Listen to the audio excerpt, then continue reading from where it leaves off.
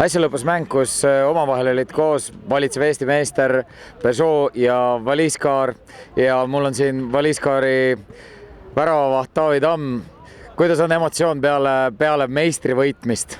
No ikka väga super, et meie peaeesmärk see aasta on kindlasti meistriks tulla ja see on ka see, et miks me need täiendused kõik tõime siia. Et ütleme, selle mängu pärast tasubki tulla randa ja vaadata ranna jalgpalli, et see oli väga hea. No kuidas sa endaga rahule jäid, sest kui ma siit kõrvalt vaatasin, siis Vaene Truusalu, sa tõid igast nurgast palle välja praegu, et ikka häälestatus oli 100%. No see esimene värav, mis löödi, see oli küll juhuslik, aga no ütleme nii, et sellega on trenni tehtud sellepärast, et igasse nurka järgi jõuda. No, ja täna õnnestus ta sihtis kõik löögid, et ta ristnurgas põhimõtteliselt, aga no õnnestus seekord näpud kõik vahel saada.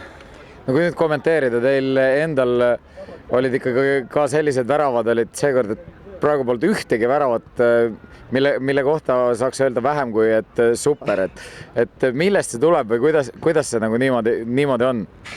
No pooltundine mängu juba meestel oli selline emotsioon sees. Ütleme, Vene poisid ka, neil on seda tuhja ikka täiega ja ütleme, et need 3 meest, kes meil Venemaa meistriliigast on, et need näitavad juba klassi ja selle pealt on kõik teised eestlased saavad häid kogemusi kindlasti ka augustiks.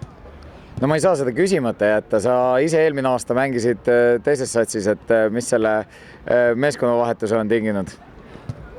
Kõik on siin omal Pärnu poisid ja siin meelitasid mind juba pool aastat siia võistkonda, aga ma alguses ei olnud nõus sellega, aga nüüd tuli nii-öelda laenulepingu, ehk siis aasta aega mängin Valiskaaris ja järgmine aasta ma mängin jälle Auguris.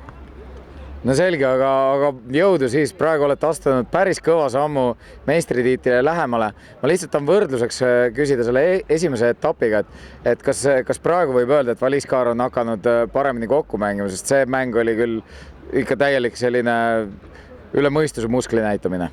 Noh, ütleme, et iga mänguga läheb see paremaks. Mina isiklikult ei oska otseselt vene keelt, aga iga mänguga tuleb see üksteise mõistmine ja selline asi.